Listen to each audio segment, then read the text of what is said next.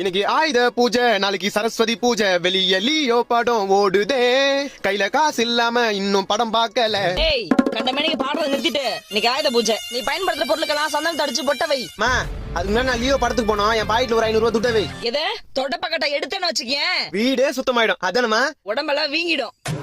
போய் முதல்ல சொன்ன வேலையை செய். ஓகே.